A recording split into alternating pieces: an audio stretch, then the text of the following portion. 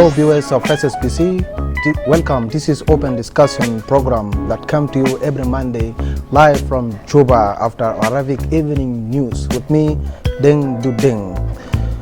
As we always remind you, we create a big talk on social, political, economic and sport inside South Sudan. Today we have fixed the economist, the economic expert, the CEO of Buffalo Bank, ANDREW Mayen.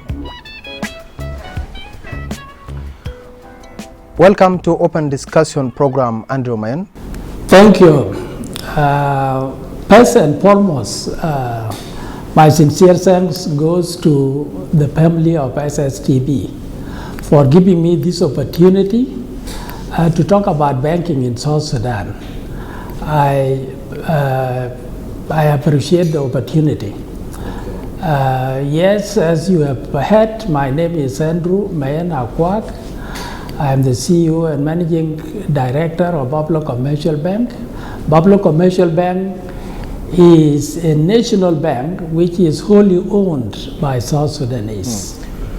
ANDREW Mayen, before we go deeply to our question, can you shortly brief us and give us little background of the economy and the banking system in the world?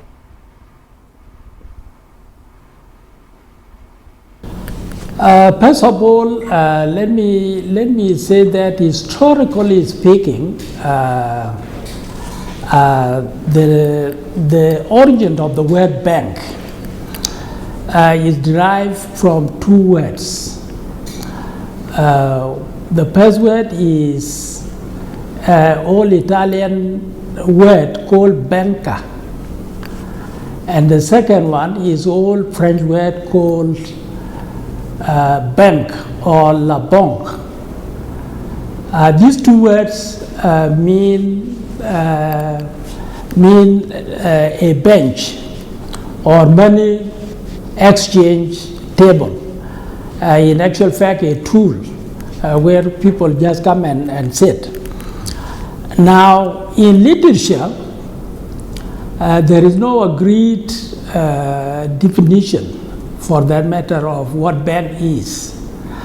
To many people, when you talk about bank, it actually evokes different mental pictures for different individuals.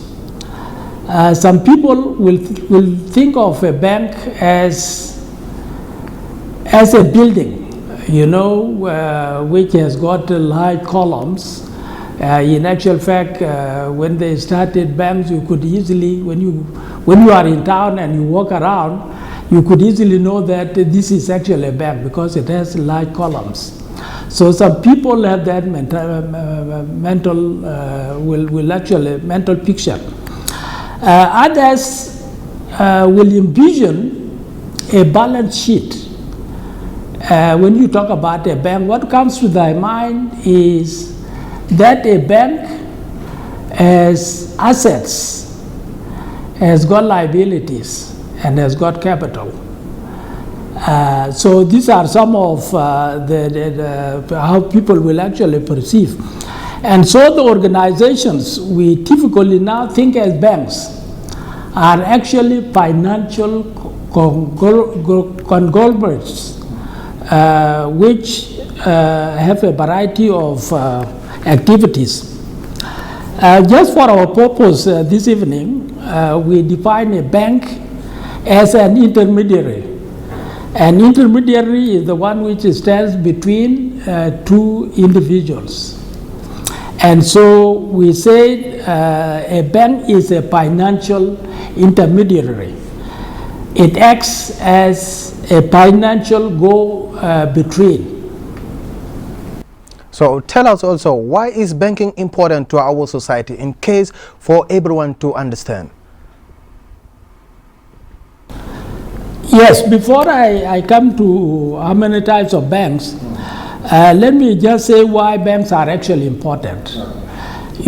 Banks are very important in our society because banks, and actually many people do not really know, but they serve one purpose. When I said banks are actually financial intermediaries, that is financial between. Banks, what they do is that they take money from those servers, those who served, and those who served could be households, could be government, could be businesses, could be individuals, could be businesses. They save money, and when they save this money, they take it to a bank, and they go and deposit it into an account at the bank. Now, when the bank receives this money, there are people who are also looking for money, but they don't have the capital, they don't have the funds. And so what happens is that the borrowers, they come to the bank so that they could, so that the bank could actually lend them the money. So when the borrowers, when they come to the bank will give them their money. Now, the way it works is that the borrowers will actually pay an interest to the funds which they have actually borrowed. And that interest is not exactly the same with the interest which, in fact, the bank may give to actually the savers. So it is that small margin whereby the savers, what they get as interest and what the bank get from the borrowers, this is the margin, and this is where actually the bank they get their money. Now, without a bank to actually bring these things together, it will be very difficult in a society. If the banks could not bring the savers and could not bring the borrowers together in one place, it will be difficult. And so this is whereby the banks are really very important. They try to allocate the resources which the society has. It is actually, they try to allocate between the haves and the haves not. In this, the haves are actually the savers and the have-nots are the borrowers. How many types of banking system do we have?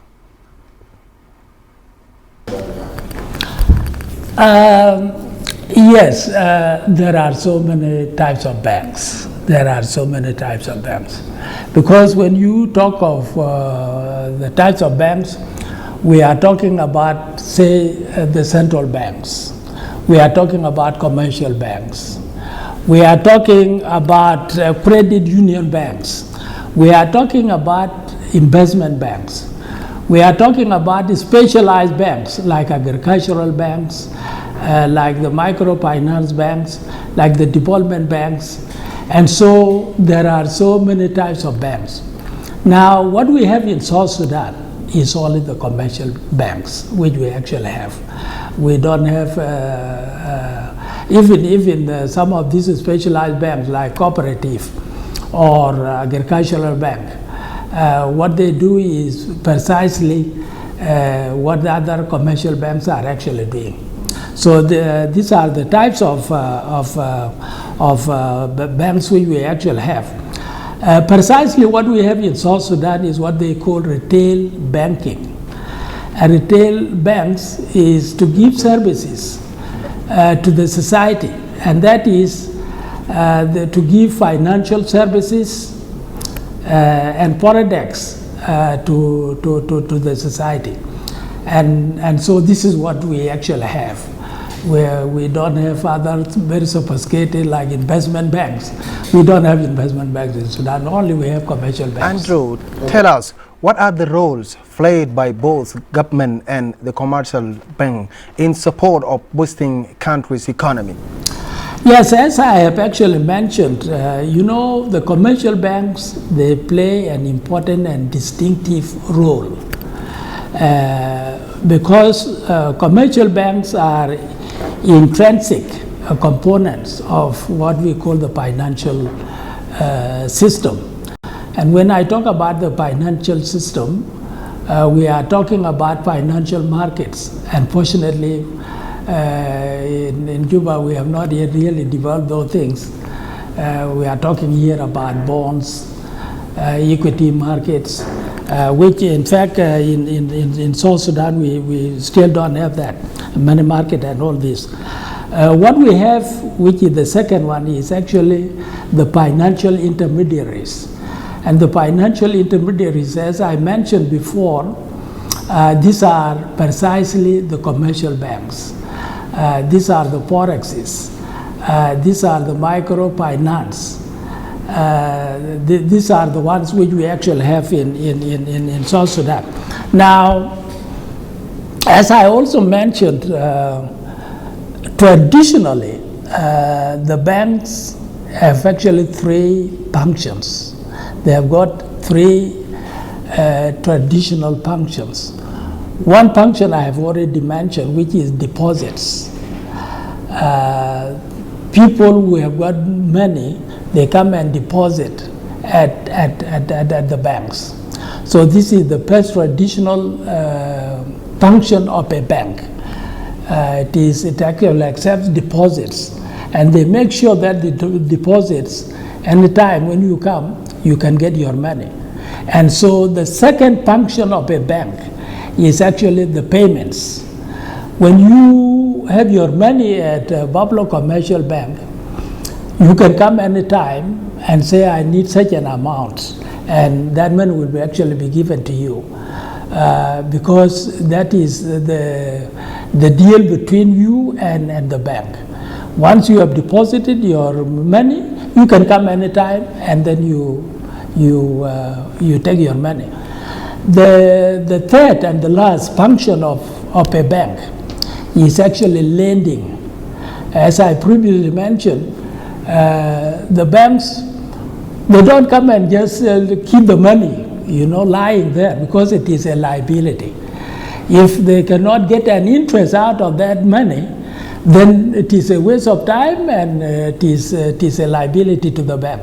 So the bank, once they have got deposits, they have to know exactly how much they can lend out.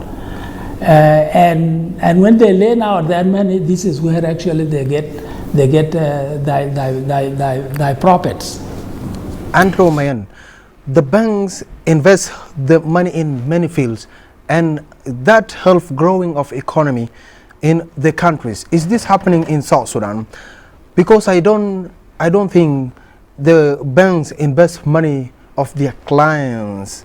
What I do only see is the bank keeping the money. In terms of investments, not really. There are not really investments in the real sense of the word. As I just mentioned, what we are actually doing here in South Sudan is this going in between, and that is the bank trying to allocate the resources which the society has, by actually getting money from those who can come and save. And precisely this is everything actually dwells, when you really talk about banking, it is only this savers and borrowers. Those who actually have the money to come and put, and then the bank will come and actually invest or lend them out. This is precisely what actually happens. So when a bank receives or when an individual receives a loan from the bank, they do whatever they want to do, but they have to pay back, so that they have to pay the initial amount plus interest to the bank. Andrew, what are the challenges facing the commercial bank in terms of banking, in terms of investing? Wow. We have got a ton. We have got a tsunami of problems facing the commercial banks. But I may just limit myself maybe to about 2 or 3 problems which are really getting the banks. One is actually regulatory and legal frameworks. Honestly, I have talked about lending. We are facing a lot of problems when it really comes to lending. Our regulator, the central bank, would like us to lend, the government would like us to lend the money to those who actually need it. But the real problem is that there are some obstacles. One of the obstacles is actually the land laws and policies. They really need to be strengthened. As I speak to you, we have lost some money in WOW. And it is just simply through the fact that there are no strict laws when it comes to registering a collateral. Because when you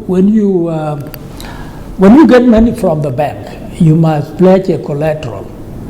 And in most cases here in South Sudan, it is actually the land. But the land has got a lot of problems. The investors in South Sudan are all foreigners who do not actually own land. And this is where our problem is. Now,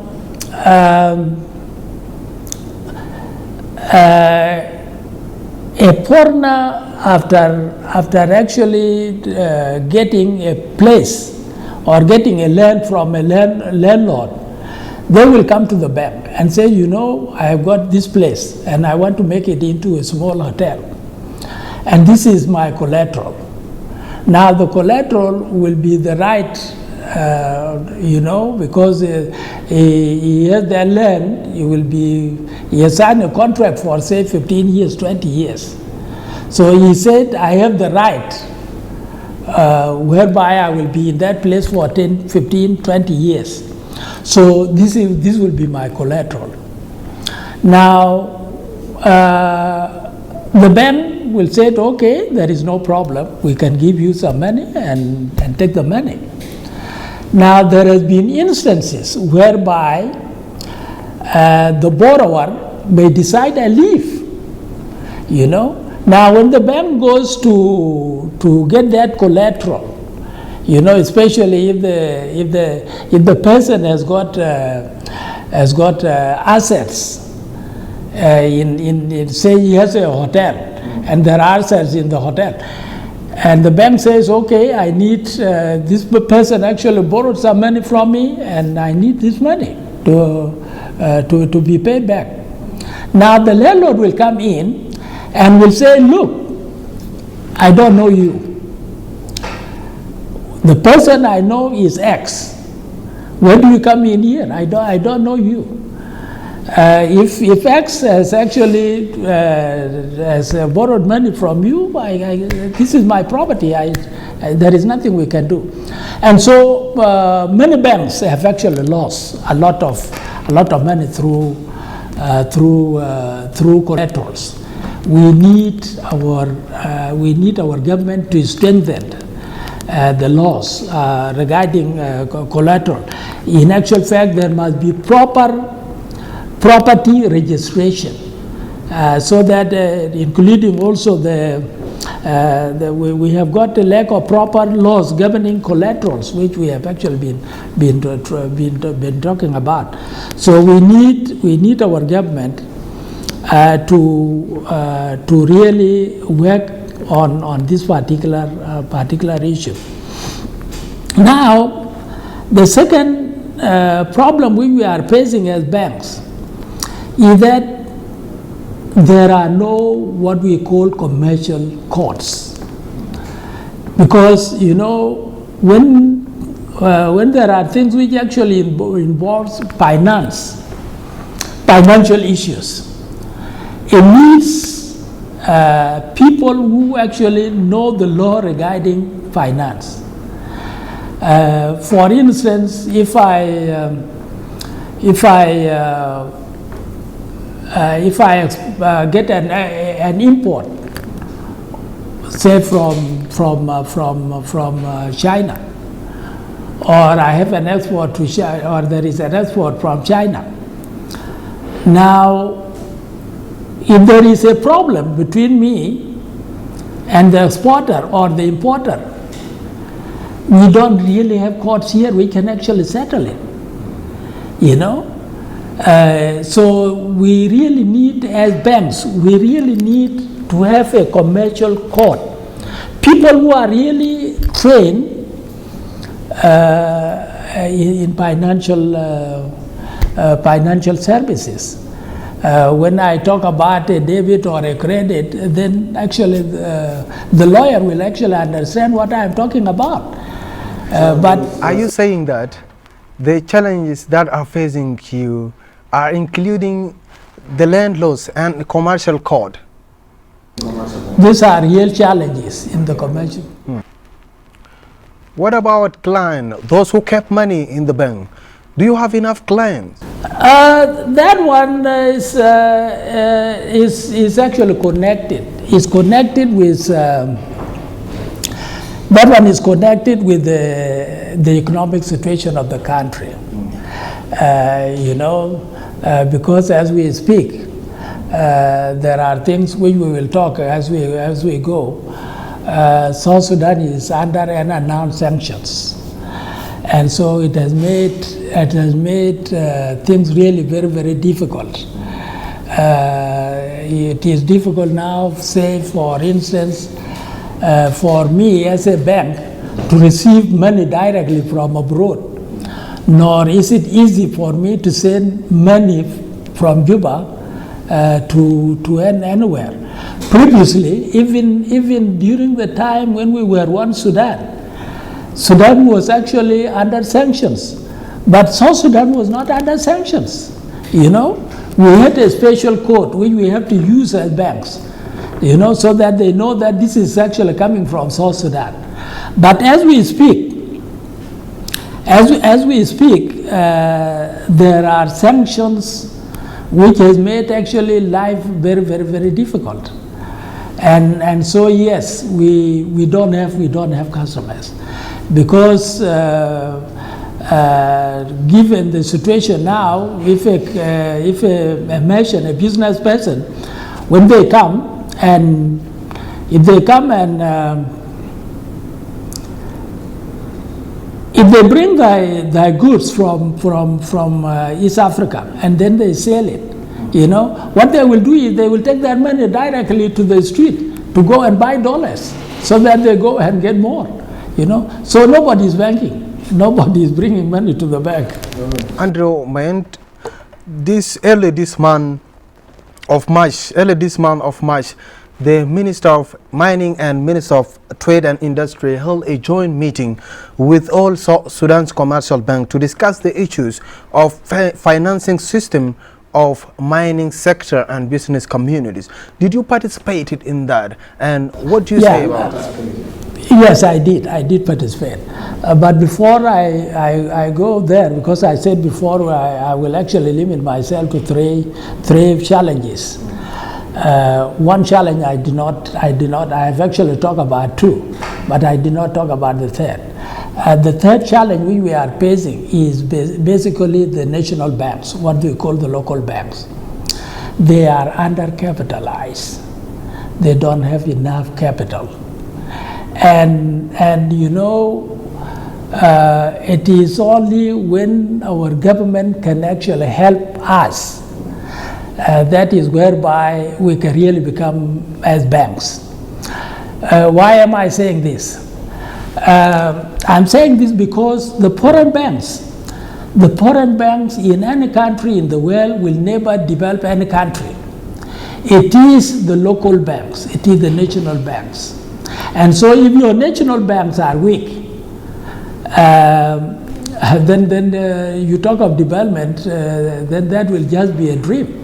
You know, we need our government to strengthen the local banks, so that they can come par with the foreign banks. Now coming to your question, which you just mentioned, yes, last Friday, in fact, I attended a meeting which was convened by Honorable Minister of Mining, Honorable Martin Gama Abusha.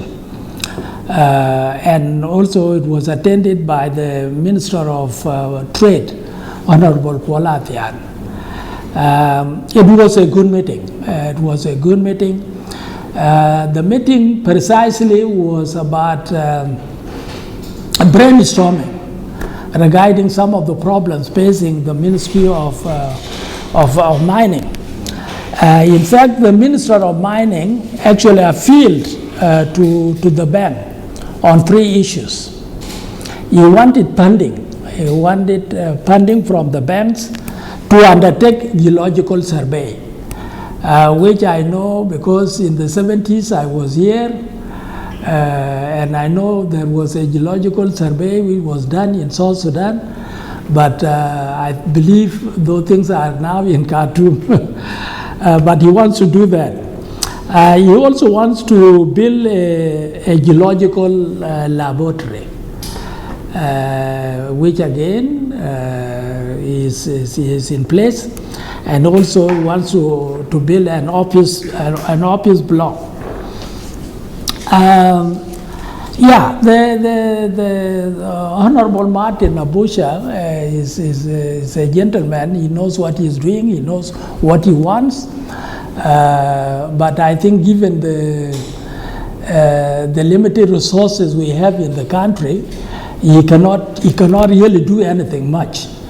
And so he requested whether the banks could come to his help. And to me, I think the response from the banks was very positive, in the sense that the banks actually accepted in principle that there is no problem. We can participate on what you want to do.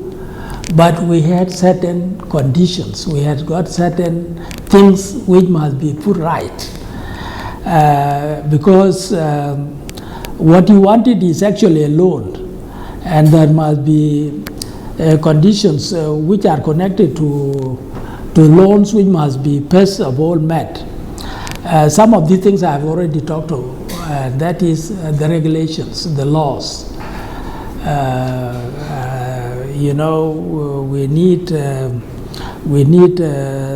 We have some regulatory issues. We say registration, like the collateral which I was actually talking about. Unless the banks, they see that the government has really done something, will be very difficult to really do anything. The other thing was what I also told you regarding commercial courts. We need courts because in any country, there are cases which has to do with finances. These are taken to this particular court. It is a specialized court. We don't have. Now, any case which is taken to just any lawyer, he will not actually understand. And then, if he has nothing, if he doesn't know anything about finance, he will just say, okay, this actually is, you bank, you should have done this and that. And then you lose your money. So we need actual commercial courts, people who really understand, the lawyers who really understand what we are talking about. Tell us slight procedures of creating an account in a commercial bank. Is it free or there's a fee to pay? Or if you want to come and open an account. Oh, okay. If you want to come and open an account in a bank, usually, and I think most banks, there is a minimum deposit. In some banks, they will tell you £2,000. It used to be even £100. But with this inflation, they will say, okay, we need you to open that account with 200, with 2,000 SSP, you know. So you open your account with 2,000, and then after that it is up to you how much you actually come and deposit. You come and deposit 20,000, 10,000, 5,000. Yeah. What are the policies you place as management of the banks to influence those who keep money at home in order to bring them to the bank? You know, realistically speaking, how can we talk about economic development? Or for that matter, strengthening our economy, when about 80% of our population are actually at bank, they don't have accounts in the bank. And the few who actually have accounts in the bank are actually what I call financially illiterate. You know, because if you are financially literate, there is no way you can actually keep all this money in a box in your house. This is dangerous, you know, and it is because our people so far they really don't understand. So what we also want to do as banks is actually try to educate people about finance. You know, because most of our people are financially illiterate.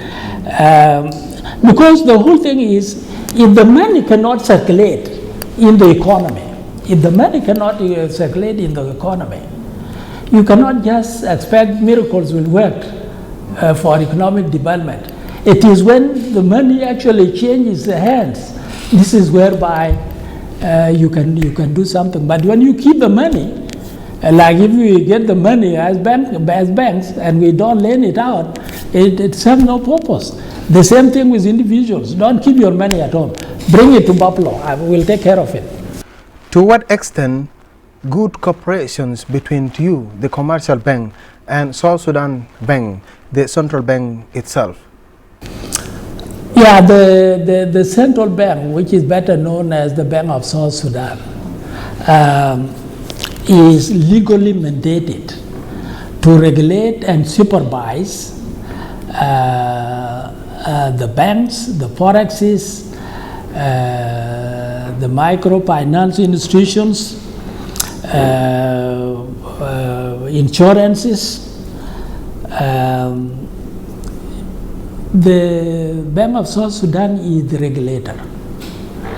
And you know, like any other regulator, you cannot mess with them. You cannot mess with them because they are your boss, you know. But we work with the Bank of South Sudan as partners, you know. Why do I say we work as partners? Because the Bank of South Sudan cannot exist as a central bank if there are no commercial banks. And vice versa, the banks cannot exist without a central bank. So what happens is that, for instance, I can give you an example. The central bank is mandated to be responsible for monetary policy. You see, when we talk about economy, we are actually talking about two things. We are talking about the monetary policy and fiscal policy. Fiscal policy, the person responsible is the Minister of Finance. Monetary policy, the person responsible is the Governor of Central Bank. Now, in order for the Governor of Central Bank to actually achieve his objectives, he has to use the commercial banks. An example is the auction, which they actually do. The auction which they do is actually aimed at two things: price stability and financial stability.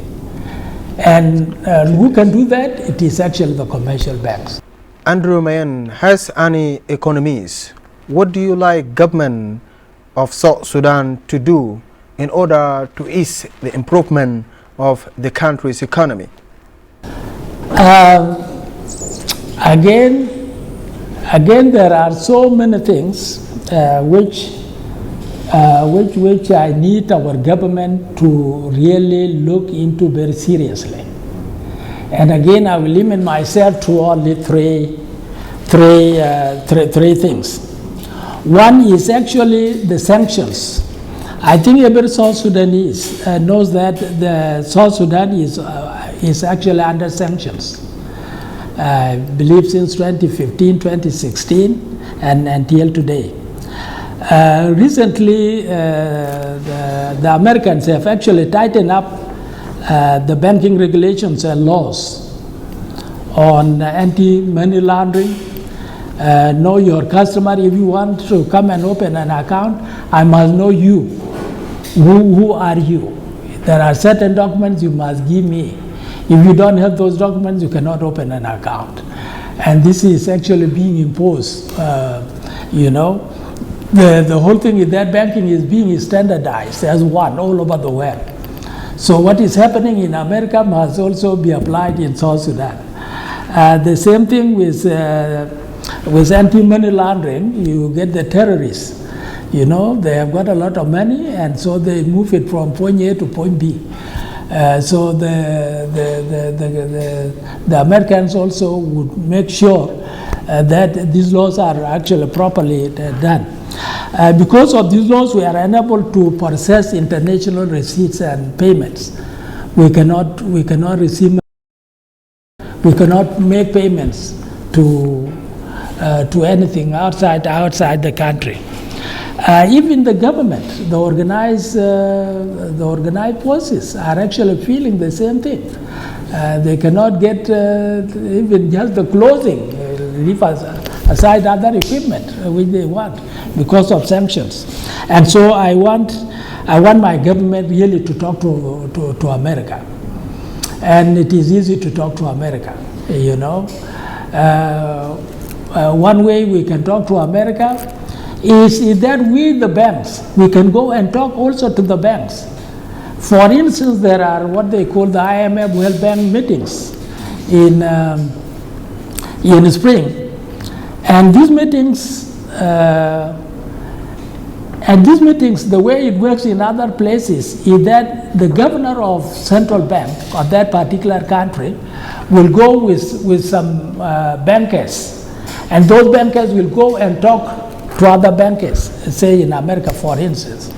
So if we are given the opportunity, we can be able to talk to Citibank, we can be able to talk to Bank of America, we can be able to talk to Wells Fargo, we can be able to talk to other banks. And these sanctions can be lifted. Andrew Mayen, what is your last message to the people of South Sudan in and outside the country? I know we are running out of time, but I had also wanted to mention about the dollarization of our economy. This, the government has to look into it, because if you have a hotel, you are asked to pay dollars. Even the food we eat, they will ask dollars. You want to rent an office space, they need dollars. Building materials to come and build, they need dollars. Something needs to be done about this, because everything is now being converted from dollar to SSP, which most citizens cannot afford. Now, the last thing which I can actually say to our people is just only a simple message, and that is let us try to be financially literate. Let us try to be financially literate, because financial illiteracy is causing a lot of problems to us, especially when it comes to signing contracts regarding, say, oil. We are losing a lot of money because the people signing those documents, they don't actually understand certain terms, which are actually, some financial words which they may really not understand. The projects which we are actually signing, whether in the roads or all these things. So let us, as a nation, let us be a bit financially literate on what we are doing. So it is nothing but financial literacy. This is what I can say. Andrew Mayen, expert economist and CEO of Buffalo Bank. Thank you for being with us. Thank you. Thank you. With this, viewers of SSBC, we have come to the end of our program. This is your favorite open discussion program that comes to you every Monday live from Juba after Arabic evening news with me, Deng Dut Deng, and my colleague Baba Idija.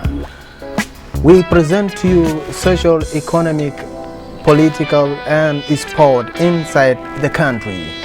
Thanks for watching. Please stay tuned for the rest of our program. Goodbye.